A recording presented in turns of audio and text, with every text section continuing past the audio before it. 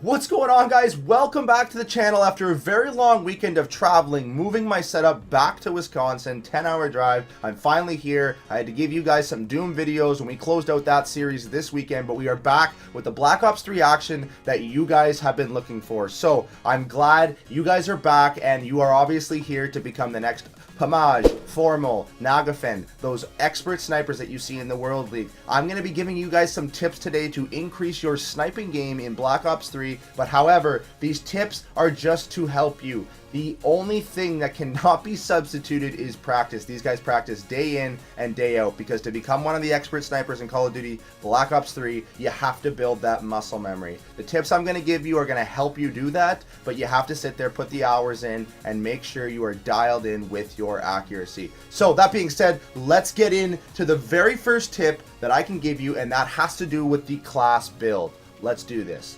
We look at SVG. We have nothing equipped. Let's go to the sniper rifles first and look at the top two guns in this class. So we have Locust and we have SVG. When you're starting out, I recommend the SVG no matter what. It's going to give you the confidence because you can't get a hit marker unless you're shooting through some type of a wall. You're very, very rarely going to get a hit marker. So you're going to have a bigger target to aim at, and this is going to get your confidence up. You're going to be hitting more shots, and you're going to be able to get that accuracy dialed in. Once you've got it dialed in and you feel like you're comfortable and you can hit anything above the waist, definitely move to the Locust, because the Locust has an absolute beast of a fire rate. It is amazing. It's a cannon of a gun, and once you get it dialed in above the waist, you definitely want to move to the Locust. So let's equip the Locust and move into optics. The second tip I can give you is with optics. So if you look at people like Pamaj, they are expert at quickscoping across the map. This is where they use that regular optic. The regular optic on the gun makes the target much bigger across the map. So once you've got your strategies dialed in, as we're going to talk about later in this video, when you zoom in, quick scope, in and out of your scope, you're able to hit those targets much faster and much more accurately across the map. That being said, the thermal scope for beginners is much better, and for other reasons that even some pros still use the thermal in many situations. It identifies your enemies extremely fast. Your brain has to do very little work to identify your enemy in the scope. It's glowing bright orange when he's flying through the air, when he's hiding in corners. It's very, very quick at recognizing the enemy. This takes the work off of your brain, allows you to focus on hitting the shot. So that's the second tip I can give you, is using the thermal scope. Unless you're like Pamaj and you're going for those quick scopes across the map, I would suggest definitely using the thermal scope. That being said, we're going to dive into our next tip, which is to do with the reticle. Now, again, all of this has to do with taking away the energy from your brain, the time, the half a second that it takes to identify enemies, and make sure that your crosshair is on that glowing body. So we look at something like the Void White from the black market. This is what you want. You want to have a high contrast of the actual crosshair away from the back scope. So if you look at the regular thermal reticle, it's got an open section right in the middle of the crosshair. Sometimes even when you have the enemy located right in that circle, you don't get a hit marker. To avoid this, go to something like the Void, where it's got a very, very tight crosshair right in the middle. Anytime that dot hits the thermal body, you're getting a kill.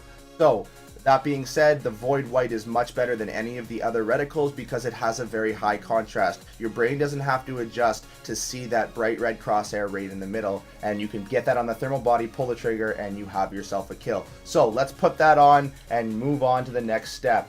Rapid fire. This is the attachment that I use in many situations. It takes a beast of a gun and makes it into a god gun. It shoots so fast. Once you have your accuracy dialed in, you can get your triples, your furies that you see these pros getting, and that's why I think for the Locust it's an absolute beast of an attachment. In competitive scene, when you can't really use rapid fire, in many situations stock is very, very nice to have. Allows you to work on those strategies, get your movement, your strafing back and forward, and in certain sniping situations, it can help you win that gun battle between another enemy sniper across the map, or even someone coming at you with an assault rifle. So let's put on the rapid fire and move on to your secondary. A lot of situations you're going to want to overkill. Use a submachine gun as a backup. but in other situations when overkill is banned, I go with the RK5s. In the non-competitive scene, I do like to throw dual wield on.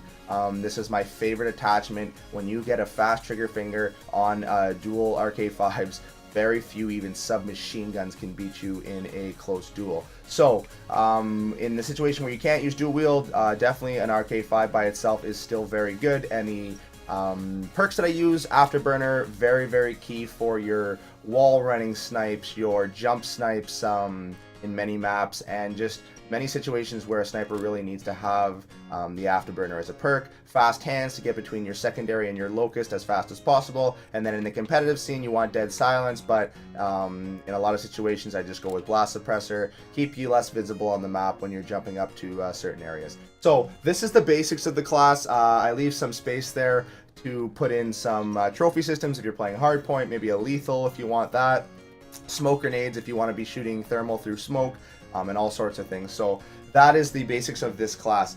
Now, moving on to the next major strategy in becoming a good sniper, it has to do with your settings of your controller. First, you want to have your look sensitivity. This is very, very important. A lot of people use around a 5 in the pro scene for their assault rifles and everything. In public matches, I use about a 7. Allows me to turn on guys, but in the competitive scene, I use about a 5 as well. Make sure I don't miss my shots. But in, like I said, in pubs, I'm using about a 7 or an 8. But for sniping, I'm using a 6. Sniping for me is a comfortable zone at 6. It's always going to be lower than my assault rifles, my subs, and whatnot. This you'll see when I get into the strategies. When you're drag scoping, you're going to find there's a sensitivity that you're going to be comfortable at. As your scope drags across the map and you pull the trigger as it crosses the enemy, you're going to find maybe you do this better at a 6, maybe you do this better at a 5. You got to play around with that until you realize that you're hitting more shots than you used to. A lot of this has to do with practice, but much of it has to do with the appropriate sensitivity for sniping. That being said, going down, target assist, aim assist on, controller vibration disabled. You want to disable this because all that vibration is going to do is fuck up your aim. It's going to distract your brain when a bullet hits you. Say you're having a sniping match across map, or there's an assault rifle across map. The minute he gets a shot on you, your controller starts vibrating, your aim's fucked. So disable this. It's going to feel weird for about 6 games. After you get used to it, you're on to the races. Last but not least, as we get into strategies, bumper jumper tactical. If you do not own a scuff controller, this is huge. What it's going to do is it's going to move your jump to your top left bumper, and it's going to keep your aim on the left trigger. What this is going to allow you to do is have a grip like you see me here with your left index finger on the jump button and your left middle finger on the aim. This is going to feel a little weird off the start, but I guarantee you 30 games into public matches, it's going to feel very comfortable.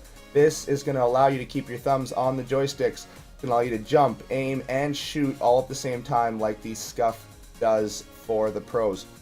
Once you have enough money to afford a scuff, I do recommend you get one. It's going to allow you to have a comfortable grip behind like you usually do and still have the same features. So for now, bumper jumper tactical, if you don't own a scuff, is going to help you do this. We're going to talk more about this when we get into the actual in-game strategies that I will show you in just a little bit. So that's the tips I can give you for class, for controls. But now we're going to give you some strategies in-game, some gameplay content that you can kind of visualize and see what I mean. And we're just going to dive in to a domination game here, ground war, so there's a lot of enemies, and I can show you guys exactly what I mean by these strategies. Let's do this shit. The first tip I have for you guys today is understanding where your crosshairs are going to be before you scope in. I'm aiming at the top left of the cube on the back of this tank here, and it's 1.5 inches, 2 inches to the top left of my barrel. I'm using my barrel as a reference, and as I move my gun around and meander about around the map, up and down, side to side, I know that I'm going to want to put the enemies in this location in reference to the end of my barrel. When I begin to scope in, you're going to notice that the crosshairs are bang right on the corner, and if this was an enemy, they would consider themselves dead. This is how quickscoping is done and why people are so accurate when they scope in for the first time. The next area of tips I have for you involve effective aiming strategies. You don't want to make aggressive movements with just the right analog stick. you want to use jumping and strafing to your advantage. This is why bumper jumper tactical is important, so you can jump, shoot, and scope in all at the same time. As you can see, I'm making fine adjustments with the right stick and using the downward and upward motions that are much more predictable in the jumping to let the crosshairs fall into the enemy. As you can see here in Top Grandmas, I make it to the left and let my crosshairs fall into that guy there, and it's a much easier kill than making aggressive movements with the stick. The next area involves understanding the maps. As you saw in that first clip, I was accessing a lane with a high amount of enemies. Their spawn in the back of Grandma's is just down that lane to the right. So from this jumping spot, you can hit that lane 9 times out of 10, and there will usually be 2 or 3 guys there. As well as on these logs here. If you jump over the building, you can hit Top Grandma's and even some lanes down by the water fountain in the middle of the map. Understanding the map is a key portion of being an effective sniper. These accesses to different lanes that may not be known to many people will give you some cover and may give you some advantage with the sniping game when assault rifles are so powerful. As you continue to work on your shot, you want to keep learning the maps. This wall run, for example, other avenues of jump sniping, you can learn all of these through Call of Duty World League, watching the pros, watching YouTube videos, but this is what's going to give you the advantage with that sniper rifle over the assaults and the submachine guns that don't have access to that. Next, I'm going to talk about sensitivity. As you see here, I'm drag scoping. I found a comfortable sensitivity is 6 for me. I can hit people running completely horizontal at an effective rate. You got to try different sensitivities to see what your hand-eye coordination is capable of hitting more often than not. I found 6 is comfortable for me. As I'm dragging it, my brain and my hand-eye coordination are able to pull the trigger at just the right time to get that kill. Yours might be 4, yours might be 7. You have to practice to find out. Also, strafing. As you see here in the window, I'm scoping in, scoping out, using the left joystick to strafe left and right to make fine left and right adjustments for aiming. I'm not going aggressive with the right stick.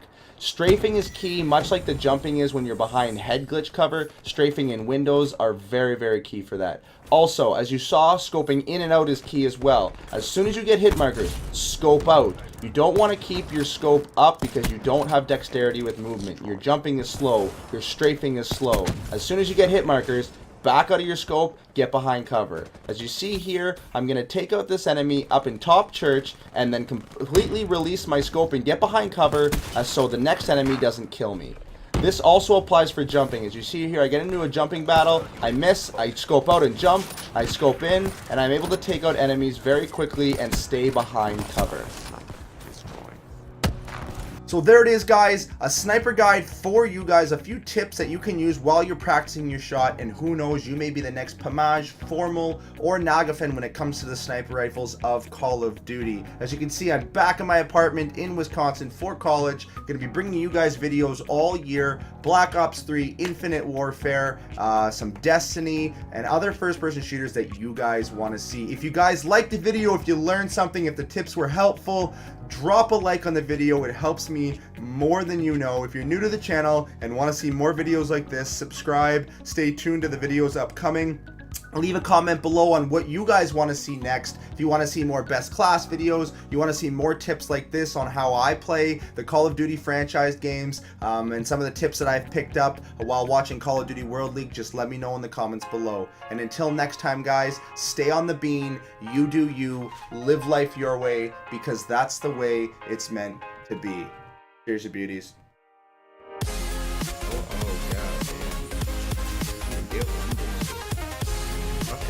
Right. Alright, so those guys are just getting absolutely